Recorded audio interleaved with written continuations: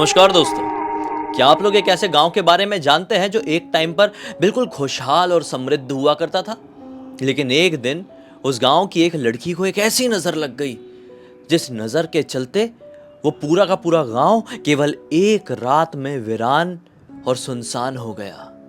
उस गांव को एक श्राप लग गया कि जो कोई भी इस गांव में बसने की कोशिश करेगा या फिर इस गांव को वापस से बसाने की कोशिश करेगा, उसका पूरा खानदान खत्म हो जाएगा। आज के बाद से समय के अंत तक ये गांव सिर्फ और सिर्फ वीरानियत के अंधेरे में रहेगा।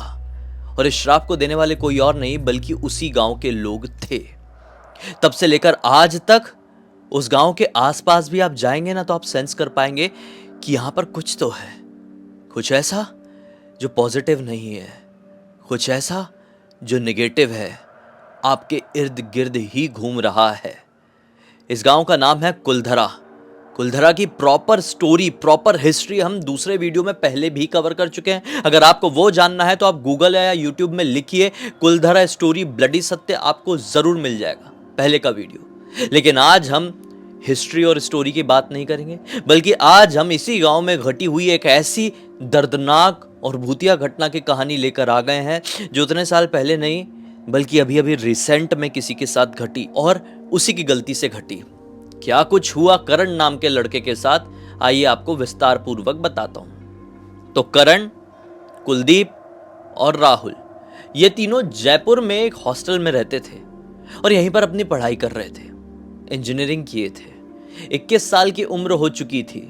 फर्स्ट ईयर से लेकर फाइनल ईयर तक ये तीनों लड़के एक ही हॉस्टल के एक ही कमरे में रहते थे और बेस्ट फ्रेंड थे। जब इन लोगों की पढ़ाई कंप्लीट हो जाती है, तीनों एक दूसरे से प्रॉमिस करते हैं कि जब कभी भी भाई मौका मिलेगा हम लोग ज़रूर एक दूसरे से मिलेंगे, अच्छा टाइम स्पेंड करेंगे, एक दूसरे को भूलेंगे नहीं। एक दूसरे को बढ़िया वाला फेयरवेल देते हैं और अपने अपने रास्ते आगे बढ़ जाते हैं। जो करण था वो जैसलमेर चले जाता है। वो अपने परिवार में उनका जो कारोबार रहा होगा, पारिवारिक कारोबार, उसको संभालने में आगे लग जाता है। इसके बाद जो फिर अपना कुलदीप था वो जयपुर के रिहायशी इलाके में रहने लगता है जहाँ पे से वो बिलोंग करता था, जहाँ पे उसकी सारी फैमिली रहती थी, और जॉब ढूंढने लगता है। और जो राहुल था वो आ जाता है मुंबई, क्योंकि वो मुंबई का ही रहने वाला था और वो भी कुछ काम करने लगता है। कुछ समय बीता ही था, सन 2025 का टाइम आया ही था रिसेंट में कि किसी कारणवश कोई त्योहार रहा होगा या फिर कोई सिचुएशन ऐसी क्रिएट हुई होगी कि अपना जो राहुल था मुंबई में उसको छुट्टी मिलती है। तो राहुल का बहुत मन करता है कि वो अपने दोस्तों से मिलने के लिए जाए। वो सबसे पहले कुलदीप को फ़ोन करता है, बोलता है भाई कुलदीप, कुछ समय से यहाँ बोर हो रहा हूँ यार, जयपुर घूमने के लिए आऊँ क्या, घुमाएगा क्या? कुलदीप बोलता है भाई नेकी और पूछ पूछ, वैसे भी मुझे तेरी और करण की बहुत याद आ रही थी, आ जा घूमेंगे, पुरानी यादें ताज़ा करेंगे जैसे हम फर्स्ट ईयर सेकंड ईयर में घूमते थे। मैं भी अपने काम से छुट्टी ले लेता हूँ। ये फटाफट अपनी टिकट्स बुक करता है और जयपुर पहुँच जाता है। कुलदीप के साथ ये बढ़िया से घूमता है आने वाले 2-3 दिनों तक। 2-3 दिन बाद अब समझ में नहीं आ रहा था कि अब कहाँ कहाँ जाएं यार।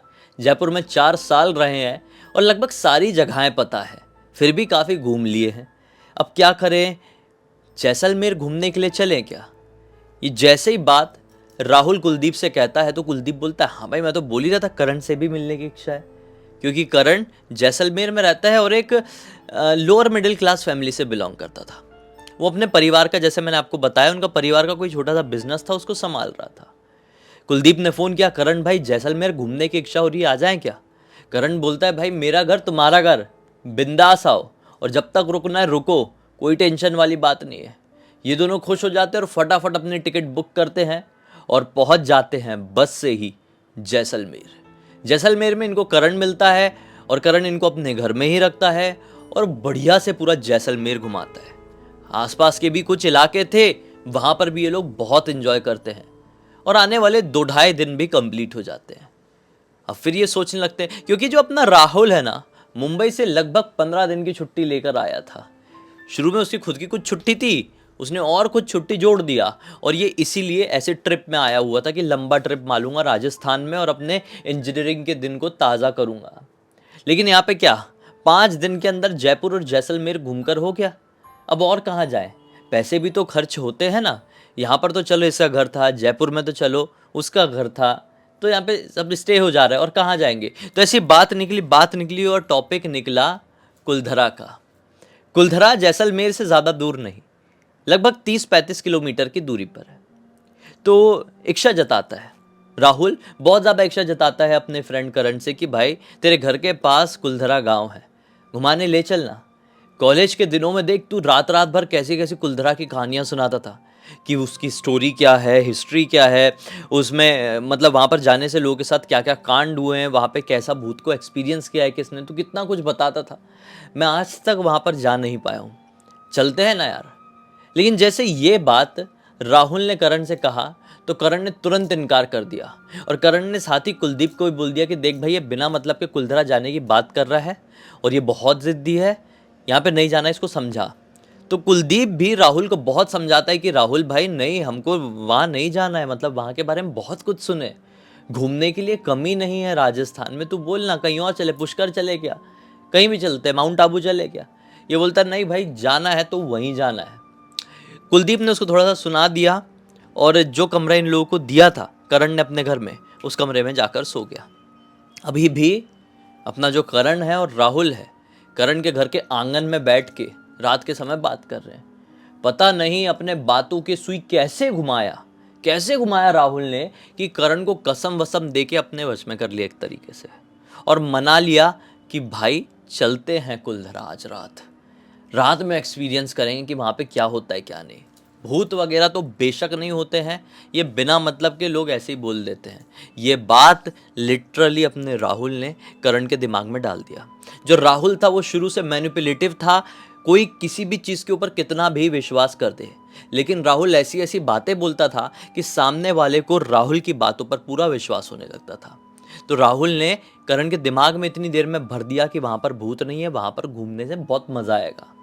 करण के पास एक सिंपल सी बाइक थी, बोलता है ठीक है चल बाइक से ही चलते, घर पे सारे लोग लगभग सो चुके हैं, रात के लगभग 12:30 बज रहे हैं, निकलते हैं, मैक्स टू मैक्स 1 घंटे में पहुंच जाएंगे, घूमेंगे फिरेंगे और फटाक से लौट जाएंगे किसी के भी उठने से पहले।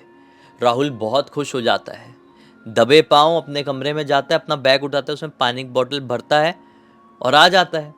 बाइक में नीचे करण तैयार था, बाइक स्टार्ट हुई और थोड़ी ही देर का सफ़र तय करके ये लोग कुलधरा गांव के बिल्कुल सामने पहुंच गए। गाड़ी लगाए और उतर के अनजान अंदर जाने लगे, अनजान इस बात के कि आज रात इनके साथ क्या होने वाला था। अभी तक तो ये जर्नी अच्छी लग रही थी, एक डोपामीन भी रिलीज हुआ था दिमाग में, करण के भी, कि भाई एडवेंचर तो है। और सही में भूत प्रेत मतलब क्या ऐसे थोड़ी घूमते होंगे कहीं पे भी। उस घटना को इतने साल हो चुके हैं, उस श्राप को बहुत साल बीत गए हैं, और ऐसा थोड़ी कि किसी के भी बोलने से कुछ भी हो जाएगा। एक आदमी ने बोल दिया कि यहाँ पे कुछ बस नहीं सकता तो बसेगा नहीं, कम ऑन, ऐसा सोच के करण भी अंदर जाने लगा।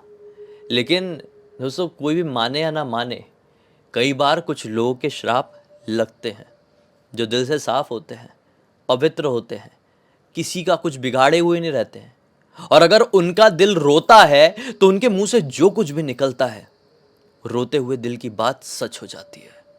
उस गांव के लोगों का श्राप लगा था, और जिस किसी भी जगह पर श्राप लगता है ना, तो श्राप को बनाए रखने के लिए वहां पर कई शक्तियां वास करने लगती है। और ये श्राप ऐसा था कि इस गांव में सब कुछ उजड़ जाएगा, और उजाड़ने के लिए कैसी शक्तियां वहां पर वास करेगी आप खाली इमेजिन करके देखो। रातों रात उस गांव के लोग कहाँ चले गए ये भी पता नहीं चला, या किसी टाइम लूप में, या अलग पोर्टल में, या फिर वो अदृश्य हो गए और आज भी उसी गांव में है, ये नहीं मालूम। लेकिन उस गांव में कुछ तो है। ये लोग सब जानने के बाद भी अनजान बन रहे थे और आधी रात के वक्त इस गांव के अंदर आ गए। इस गांव में लगभग 20-30 मिनट ये लोग अपना मोबाइल का फ्लैश लाइट ऑन करके घूमे फिरे, बैठे, बात किए, मस्ती किए, हुल्लड़बाजी किए। हुल्लड़बाजी मतलब ऐसे हंसी मजाक। और फिर जब सोचे कि यार चलो यार लौट के चलते हैं, अभी हो गया, मज़ा आया कि नहीं। करण भाई देख, मेरी बातें सही लगी कि नहीं, कोई भूत नहीं था, आधे घंटे से हम लोग यहाँ पर है, कुछ नहीं हुआ, चल अब चलते हैं, मुझे भी मज़ा आ गया, तुझे भी मज़ा आ गया, लौटेंगे और सुबह उठ के कुलदीप को सारी बात बताएंगे और जलाएंगे कि हमने कुछ ऐसा एक्सपीरियंस किए कि तू जिंदगी भर नहीं कर सकता। और ऐसी बात करते हुए ये लोग लौटने लगे। लेकिन लौटते लौटते मतलब बाहर निकलने ही वाले थे, बाहर निकलने से मुश्किल से 300 मीटर दूर रहे होंगे, इनको एक बूढ़ा आदमी इनकी तरफ आता हुआ दिखाई देता है। ये दोनों घबरा जाते हैं कि ये बूढ़ा आदमी कौन है, कहीं आसपास के गांव का कोई आदमी तो नहीं है, या तो फिर कोई वॉचमैन वगैरह तो नहीं है। इनको घबराहट हुई कि कौन है भाई। हाँ, एक मैं करेक्शन कर देता हूँ, जो ये लोग जो थे ना, जो करण, कुलदीप, राहुल, ये जिस घर में रह रहे थे, मतलब जो करण का घर था वो प्रॉपर जैसलमेर में नहीं था, जैसलमेर के अंदर एक गांव था। अब उस गांव को आप नहीं पहचानेंगे, इसलिए मैं जैसलमेर जैसलमेर कह रहा था। मतलब जैसलमेर के अंदर का एक गांव, और वहीं से 30 किलोमीटर की दूरी पर था ये कुलधरा। तो हाँ, तो मैं ये बता रहा था, कंटिन्यू करते हैं, कि वो आदमी इनको आते हुए अपनी तरफ दिखा तो दोनों घबरा गए कि इतनी रात गए एक आदमी हमारे तरफ कैसे आ रहा है, कहीं ऐसा तो नहीं कोई वॉचमैन, कोई सिक्योरिटी गार्ड है, उसको पता चल गया हमारे बारे में कि हम यहाँ पर आए हैं और टाइम पास कर रहे हैं, मस्ती कर रहे हैं, अब ये हमारी तो बैंड बजा देगा। उसके हाथ में लाठी वगैरह भी थी, वो इनके करीब आया जा रहा था। इन्हें सोचे चलो चलो भागते हैं। ऐसा करके भागने को हुए तो क्या पाए कि वो बहुत तेज़ी से इनकी तरफ आ गया, काफ़ी पास आ गया, और इनका मोबाइल का फ्लैशलाइट उसकी तरफ पड़ा तो क्या दिखाई देता है, वो आदमी ज़मीन पे पैर रखा हुआ नहीं, बल्कि उसके जो पैर थे वो ज़मीन से लगभग इतने ऊपर थे। मतलब ये ज़मीन है तो यहाँ पर पैर थे। उस आदमी ने सर से लेकर पूरी बॉडी में कंबल ओढ़ा हुआ था, एक बहुत ही पुराना सा मैला सा कंबल।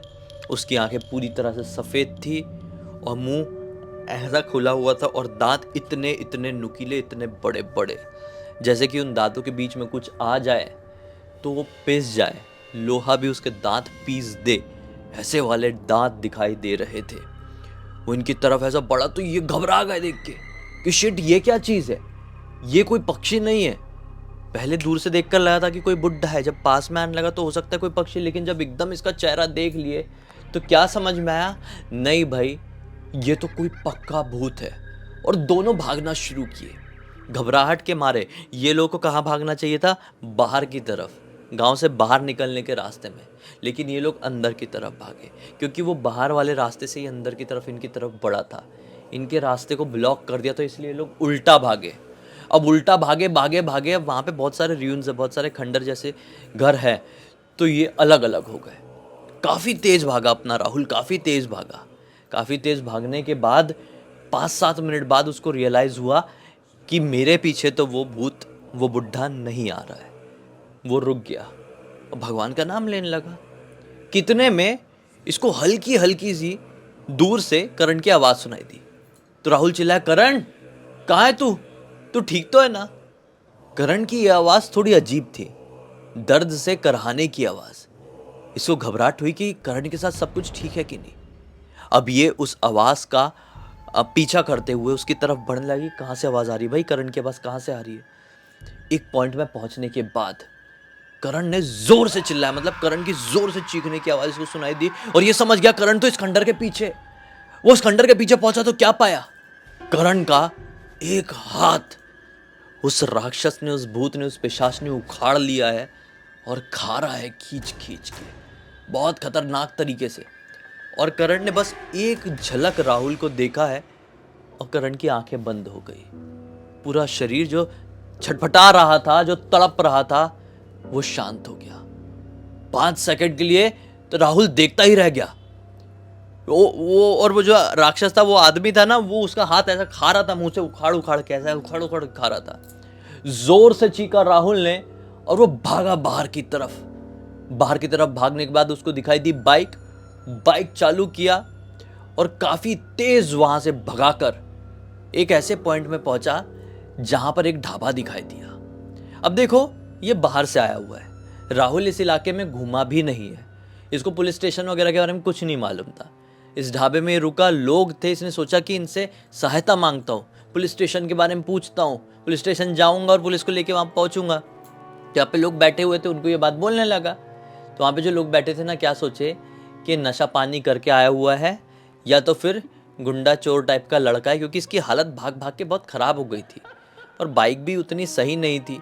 तो कोई भी देखेगा रात में ऐसी अजीब सी बात करते हुए आदमी को, तो इतनी इजीली आज के दुनिया पे कोई किसी के ऊपर ट्रस्ट नहीं करता है। तो ढाबे में जो लोग बैठे हुए थे ना, उन्होंने राहुल की बातों पे ट्रस्ट नहीं किया। राहुल ने जो जो भी बताया, और ये बातें ट्रस्ट करने लायक थी भी नहीं। बहुत सारे लोग इस कहानी को सुन के भी फेक झूठी कहानी मन से बनाता है, ऐसा ऐसा लिख देंगे, वो बात अलग है। तो वैसे ही ढाबे में बैठे हुए लोगों ने यही सोचे कि ये फालतू कुछ भी बोल रहा है, ए चल चल जा, टाइम पास मत कर। 5-7 मिनट यहाँ पर खपाने के बाद इसको समझ में आया कि यहाँ पे भी दाल नहीं गलेगी। इतनी रात गए, मेरा मोबाइल भी गिर गया है, पुलिस स्टेशन के बारे में पता नहीं चलेगा, अब कोई रास्ता नहीं बचा है। मैं बाइक भगा के करण के घर ही जाता हूँ, उसके पापा मम्मी भाई सबको उठाता हूँ। ये बहुत तेज़ी से बाइक भगा कर ले गया। अब तक रात के लगभग 3 बज चुके थे। 3 बजे चिल्ला चिल्ला के घर के सारे लोगों को उठा दिया। कुलदीप भी इनका दोस्त जयपुर वाला, वो भी ऊपर कमरे में सो रहा था। कुलदीप भी आया, करण के पापा, करण के भाई, करण की मम्मी, उसने सारी बात बताया। बहुत ज़्यादा डांटा गया सबसे पहले तो राहुल को।